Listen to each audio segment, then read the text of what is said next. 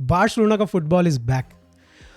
Pre season ही सही, but कम से कम हम अपने फेवरेट फुटबॉल स्टार्स को देखने को मौका मिला। और मेरे को तो पर्सनली एक चुल हो रही थी भाई अंदर से कि ये जो फुटबॉल स्टार को साइड कर दो, इनको हटा दो। मैं चाहता हूं देखना मेरे ला मासिया के लॉन्डे और भाई वो जो रूनी बर्दागी और रैशफोर्ड जो हमने साइन करे हैं इन प्लेयर्स को, जुआन गार्सिया को देखना चाहता हूं मैं।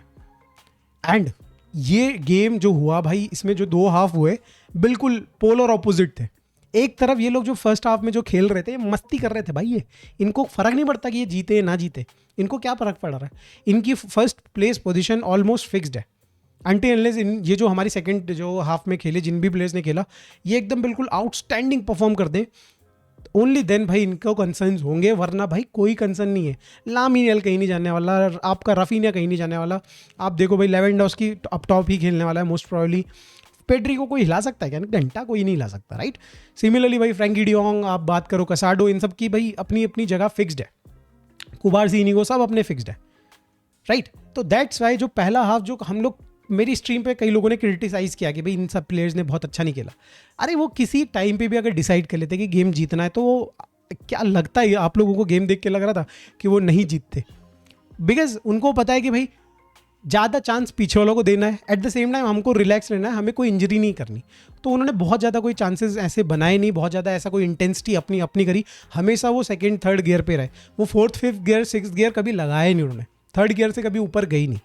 तो मैं ये मानता हूँ कि भाई ठीक है, कोई दिक्कत नहीं, जो भी परफॉर्मेंसेज अगर आई, कई लोग क्रिटिसाइज़ कर रहे थे गावी को, कई लोग क्रिटिसाइज़ कर रहे थे फरहान को, कई लोग क्रिटिसाइज़ कर रहे थे लामिन यमाल को, लेट देम एंजॉय दिस यार। भाई वो वहाँ पे जीतने के लिए नहीं जा रहे, वहाँ पे बस वो मज़े करने के लिए जा रहे हैं। वो भाई प्री सीजन का जो होता है ना, एक आपको एक थोड़ा सा फील कराने का होता है कि भाई क्या फुटबॉल है, किस तरीके का फुटबॉल भाई अब कोच खिलाने वाला है इस सीज़न में, वो सारी चीज़ें फील करने वाली होती हैं और उन्होंने फील कर लिया है, वो मज़े लेके चले गए। अब दूसरे हाफ में हम बात कर लेते हैं जहाँ पे एक्चुअल फुटबॉल हमें देखने को मिला, और पर्टिकुलरली मैं बहुत ही ज़्यादा इंटरेस्टेड था उसके लिए। हमको भाई पहले हाफ के बाद दूसरे हाफ में मैं एक्सपेक्ट कर रहा था चेंजेस होंगे, बट कौन एक्सपेक्ट कर रहा था कि भाई पूरी टीम चेंज कर देंगे, लिटरली पूरी टीम चेंज कर दी भाई। जुआन गार्सिया को भी हटा दिया भाई, अपने भाई सुट्टाधारी सेजनी को बैठा दिया वहाँ पे। भाई क्लियरली भाई मतलब हंसी फ्लिक चाहते हैं कि यहाँ पे हर किसी को चांस मिले और रोटेशन इस तरीके से हो कि भाई कुछ पता ही नहीं चले सामने वाली टीम को, अपोजिशन को, कि ए टीम खेल रही, बी टीम खेल रही, प्लेयर चॉइस 1 खेल रहा है, प्लेयर चॉइस 2 खेल रहा है। तो कुछ इस तरीके से भाई मेरे को लग रहा है हंसी फ्लिक प्लान करके चल रहे हैं, इस प्री सीजन में ऐसा ही करेंगे।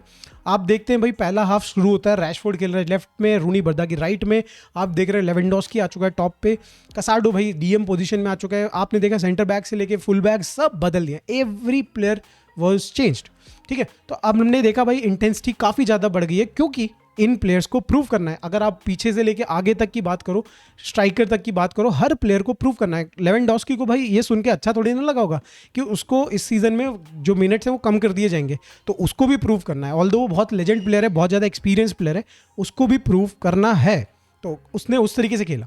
पर्टिकुलरली अगर हम बात करें भाई यंगस्टर्स की, रूनी बर्दागी से स्टार्ट करते हैं। What a game he had.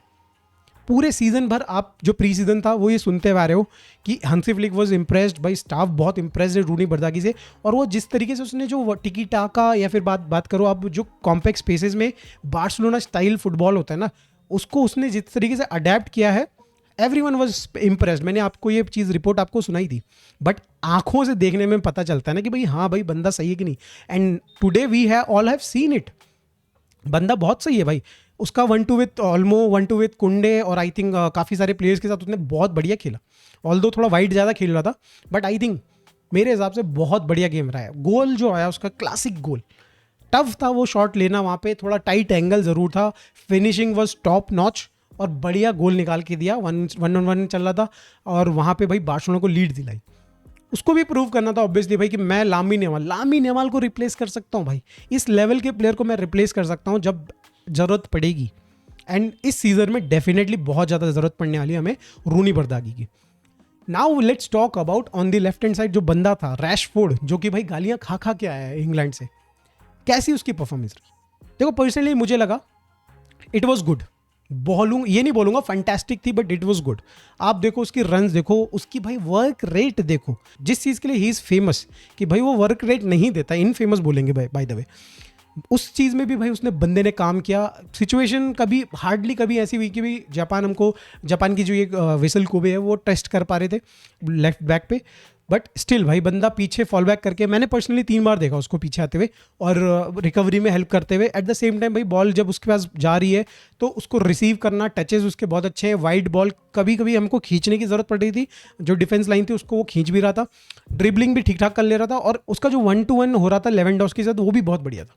एक दो उसने थ्रू बॉल निकाली, एक दो उसने शॉट ट्राई करे, और इन द एंड कुछ अच्छा रिजल्ट नहीं आया। बट ओवरऑल अगर आप गेम देखोगे यू विल से कि भाई बंदे ने ठीक खेला, कमियां नहीं निकाल सकते, कमियां ऐसी कोई खास उसकी रही नहीं। हाँ, फाइनल थर्ड में थोड़ी सी प्रॉब्लम रही, बट रैशफोर्ड की वो आपकी मैन यूनाइटेड में भी फाइनल थर्ड की प्रॉब्लम रहती है, कभी कभी किसी किसी गेम में वो उस तरीके से रहता ही है। तो दोस्तों रैशफोर्ड से तो मैं इंप्रेस्ड हूँ, नॉट वेरी मच, बट जिस लेवल का मेरे को एक्सपेक्टेशन थी उससे बेटर उसने खेला। अब दोस्तों हम पीछे जाते हैं, जॉफरी टॉरेंट्स, ओ हो क्या लड़का है भाई, ज़बरदस्त। जेरार्ड मार्टिन से मुझे पर्सनली लगता है कि उसने अपनी लेवल ऊपर कर लिया। जेरार्ड मार्टिन अब थर्ड चॉइस बन गया है, एंड मैं एक्सप्लेन भी करता हूँ कि क्यों। देखो जेरार्ड मार्टिन जब आप आगे बॉल लेके जा रहे होते हो, प्रोग्रेस करना होता है, हमें आगे लेके जाना होता है, तो वो उतना ज़्यादा टेक्निकल नहीं लगता, थोड़ा ऐसा लगता है कि भाई एक बड़ा अटपटा सा बंदा बॉल लेके आगे जा रहा है। ऑन दी अदर एंड जैसे बाल्डे है या फिर जॉफरी टॉरेंट है, इनके साथ ऐसा लगता है कि भाई थोड़ा कंफर्टेबल है दोनों बंदे बॉल आगे ले जाने में। वो पर्सनली मुझे लगता है जेरार्ड मार्टिन कंफर्टेबल नहीं है। आप देखते हो जॉफरी टॉरेंट बॉल लेके जा रहा है आगे, भाई इजीली ड्रिबल भी कर पा रहा है एक दो बंदों के साथ, और फिर इन दी जो वो ड्रिबल किया उसने 2-3 लोगों को, और वहाँ से उसने जो क्रॉस डाला वो उसका एंड रिजल्ट कुछ खास नहीं रहा, क्योंकि वो पास भी कोई बढ़िया था नहीं। बट आपने ओवरऑल उसका गेम देखा तो ऐसा प्रॉब्लम दिखी ही नहीं, नज़र नहीं आई।